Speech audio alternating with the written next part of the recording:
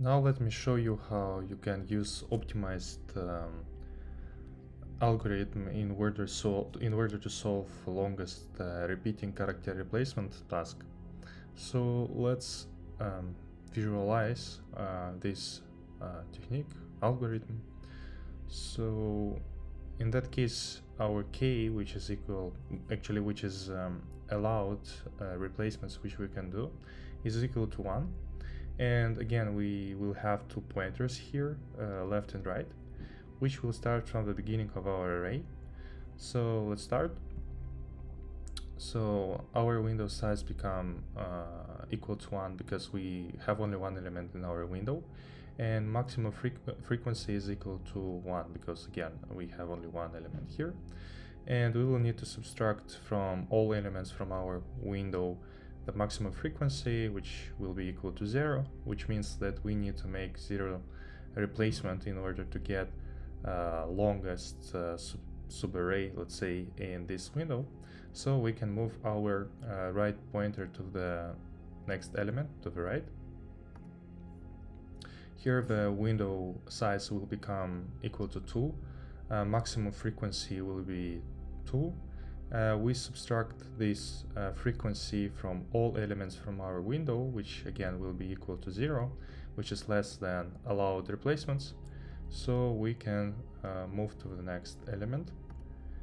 And now we have a new character, and we need to compare the frequency between these two, and maximum one will remain 2. But the window size will be 3, so we need to decrease from 3 maximum frequency, which will be equal to 1, which means that we need to make only one replacement in order to get longest subarray. And because this replacement is equal to allowed count of replacements, we can proceed. So we go to the next element. Now the window size will be equal to 4, maximum frequency become equal to 3 because we have found a new element here, a new A. We subtract 3 from 4, it's equal to 1, it's equal to allowed count of replacement, so we can continue. And what will happen when we will move the right pointer to the next element from index 4? So the maximum, window size will become equal to 5, but maximum frequency will remain 3. So when we will subtract 3 from 5, it will get us 2, which means that we need to make 2 replacements in order to fill this window with same elements, which is higher than allowed replacements.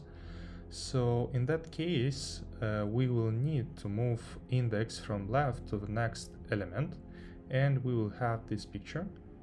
So yeah, and you can notice that our maximum frequency still remain 3, even if we removed A from our window. And the trick here is that we already know that maximum window, which is possible in our array, is 4. Yes, so we need to find window which is equal to 4, yeah, or higher, yeah, because we already know that this option is possible here. So we are interested in order to find a value which is higher. So you can see that when we will move to the next element, again our window size will be 5, maximum frequency will remain 3, and when we will subtract 3 from 5, it will get us 2, which is higher than allowed replacements. So we will need to move left pointer to the right, and we will have this thing.